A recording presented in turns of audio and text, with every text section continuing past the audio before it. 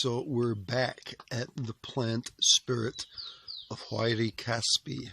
What it is I did a video last week wherein I had explained I'd had this kind of like super consciousness experience.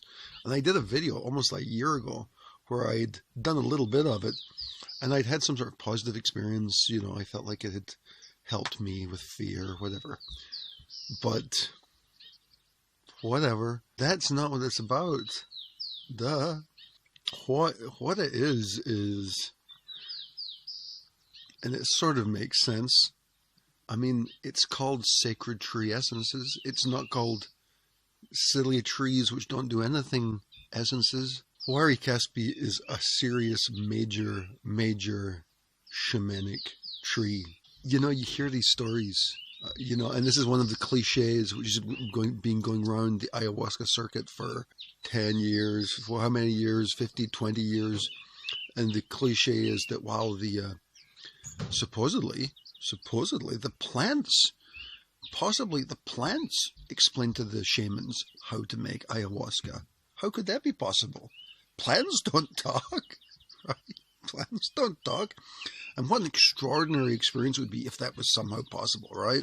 If that was possible, how could that be possible? It's possible, and it's not just possible by luck or by chance or a little bit. It's unbelievable. The Huaira Caspi, I've been taking, I think, 9 days now. 9 days. I think this is day 9. Almost didn't take it today, but decided to double down. What it is all these days I've been taking it. You know, I had a period that was really difficult. I had like 3 days after my last video. I had like 3 days where it was a really difficult experience. I almost quit taking it because I was like, I just kept seeing negativity. I felt really grumpy. I kept seeing the negative side of things. And I was like, what is going on? And then what I decided was, because I was reading up on Mimi's website, sacredtreeessences.com, and it says, you know, that, well, it helps you clear negative thought loops. And then what I realized was that actually what was going on is all the things I was feeling grumpy and like pissed off about were these thought loops, which I constantly have. And so I was like, okay, so maybe it's actually cleaning something out here. So, you know, I was like, fine, I'm just going to work through this. And then the other thing is I was doing rapé, which is the mapocho tobacco stuff, which you blow up your nose with a kuripe or a tipi if you're working with somebody else. It's a sacred plant. The positive thing about that stimulant is it does work with other plants, right? But I think there was also some conflict going on with the energies between those two plants, between the Huaira Caspi and the tobacco. Or, you know, it may not even be like there's a conflict. It may just be that I wasn't aware of what this energy division was. And you see, this is important. It's important to know where energy structures begin and end. So where does tobacco begin and where does it end? And not just with other plants. It's also important to know that about yourself, about where your various bodies of energy end. So for example, in the human body, there's the astral or energy body. There's the mental body. There's various bodies. And there are ways of navigating through those and understanding where they exist. One of the best things you can do if you want to understand this is there's a great website called A Bardon Companion. A Bardon Companion. That's a website by this guy called Ron Clark, R-A-W-N Clark. And he's like a preeminent Bardon, Franz Bardon follower, I guess, or practitioner. Because he doesn't just follow Bardon, he's like a critic, and he's developed things in his own way. But he also has got an amazing audio. It's like a PDF section on his website, abardoncompanion.com, and he's got one section on there which is called, it's sort of miscellaneous readings, and he's got one in there called Archaeos, and in that he's also done audio recordings of it, and it's amazing. It's an amazing resource of incredible information about how to navigate from the physical to the astral to the mental bodies and how to identify each one is really, really useful. It's not just useful in plant medicine, it's also useful in your own personal medicine, because understanding the distinctions between these different bodies and where they begin and where they end, how they work elementally, is really illuminating. It also becomes really useful when you're working with plants, because when you can identify where energy is actually coming from. So for example, one of the things Bardon does is in his books, he discusses pushing energy into the earth sections and the water sections, the air sections, and the fire sections of your body. And those exist in your physical, astral, and mental bodies. And one of the things which Ron Clark does in his Archaeos sequence is he goes through a whole cycle of identifying each one, and it's a really easy process, really meditative, brilliant process. But what's interesting about this is once you start identifying them within yourself, then what happens is when you start using plant medicines is you start identifying from where the plant is coming from. Like, is this coming in from my mental? Is it coming from my astral, or is that a physical effect? Where is it coming from? And is it using fire energy or air energy?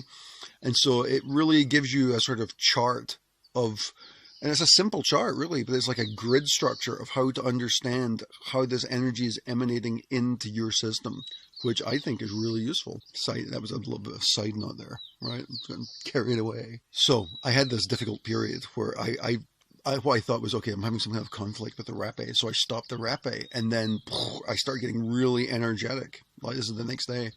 Energy. And I'm like, that's what it was, It was just a conflict is what it was, I was thinking. But after a few days, I was feeling the energy really strong, but I wasn't having any big experiences, I was having sort of insights and this kind of stuff. Mainly it was sort of an energetic thing, just like I was feeling really sort of pumped up. And I thought, I'm going to try adding the rapé in again and see what it is. So I took the rapé, but now I was sort of conscious of this relationship. So as I was working with it, I was able to work it out, get them working together, no problems. It was really more of an energetic experience. And I was thinking, okay, I've done about 8 days on this, and I guess that's the vibe, it's sort of an energy thing. It's working subtly, and, it's been cool. It's been a great experience. So last night I was thinking, great, I'm just going to wrap this up and take a few days off. And then next week I've got one more bottle from Sacred Tree, which is the Caparoni, which I haven't tried yet.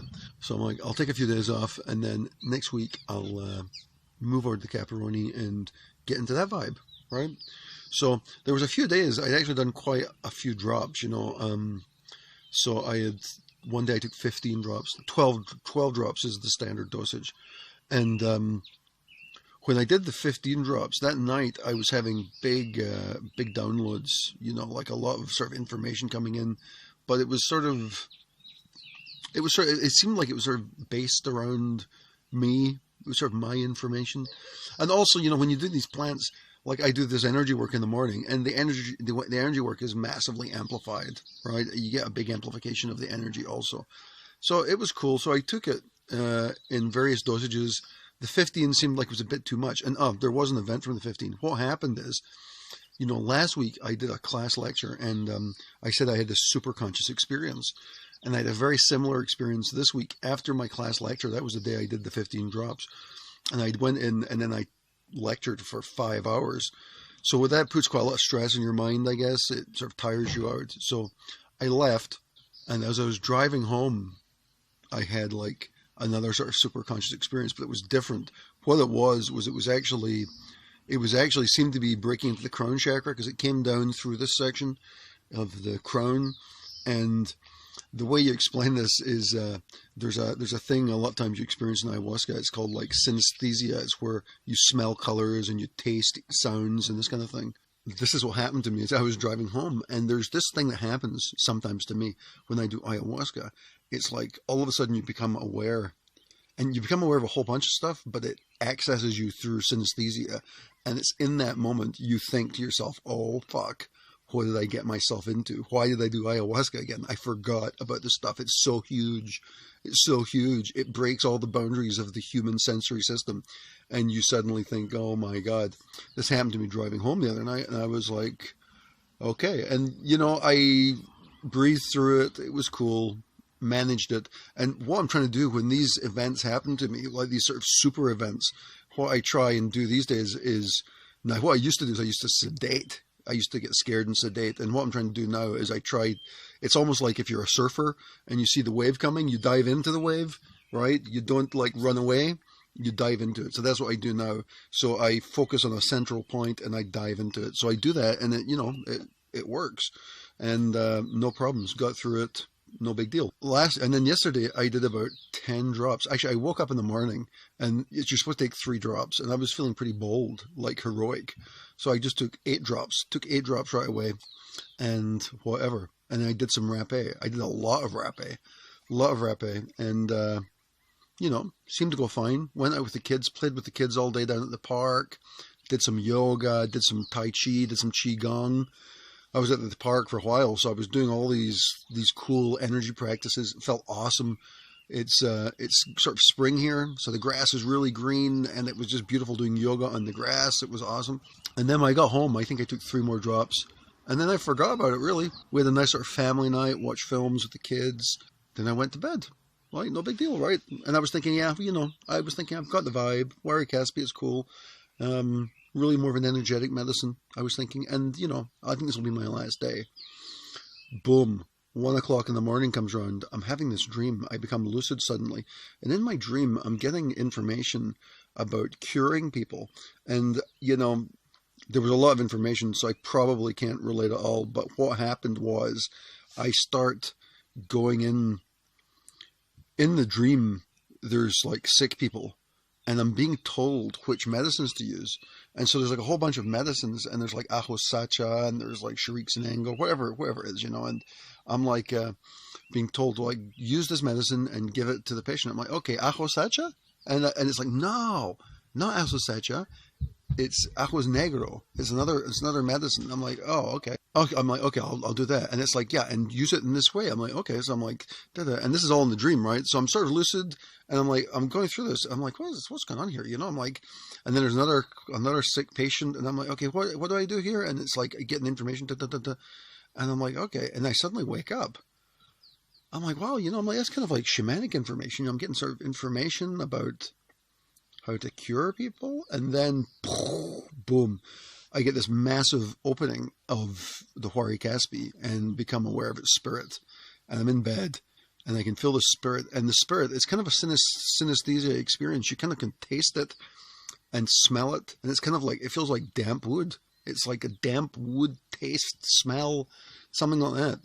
And it's huge, and you can't really identify it.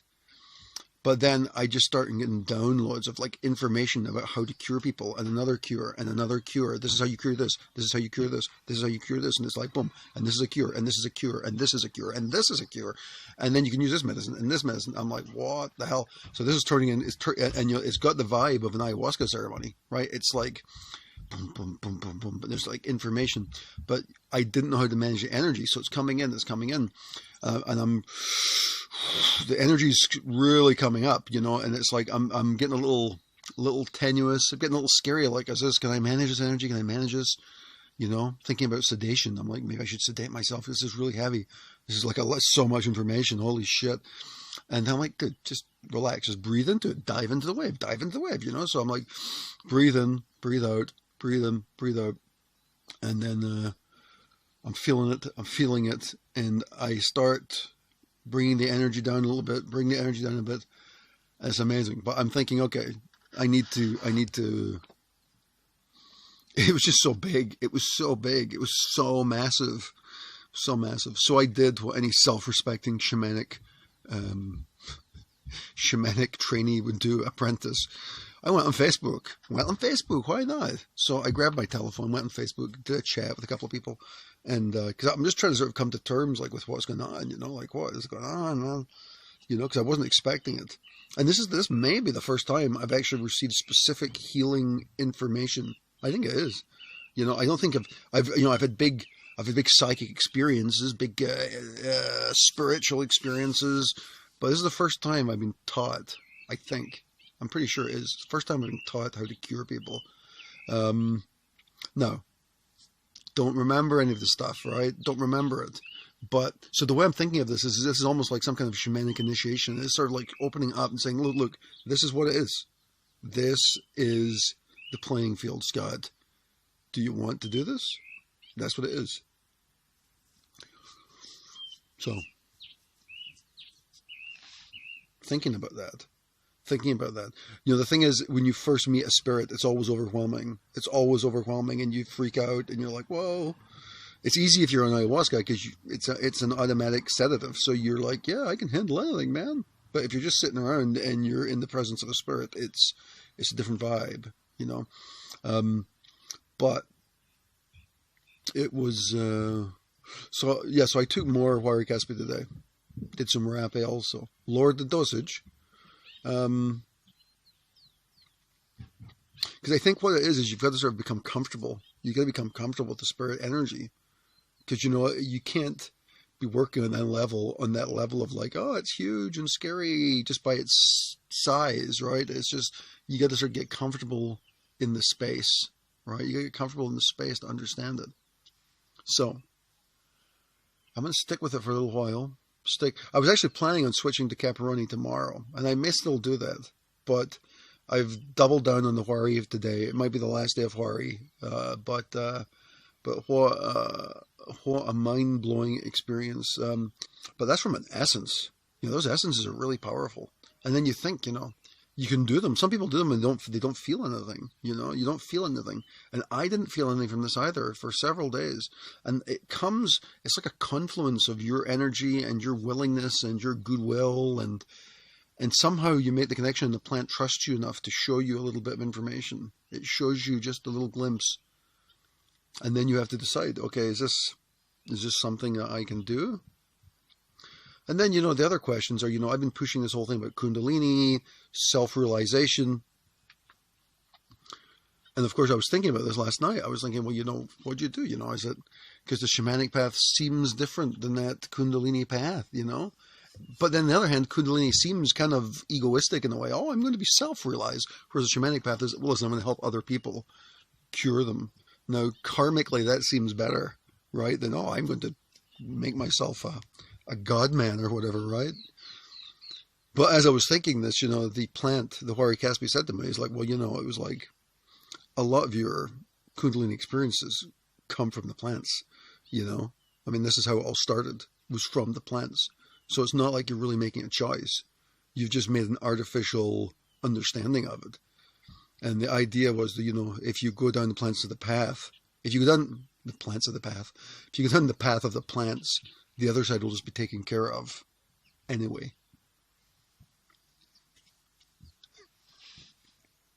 Shamans.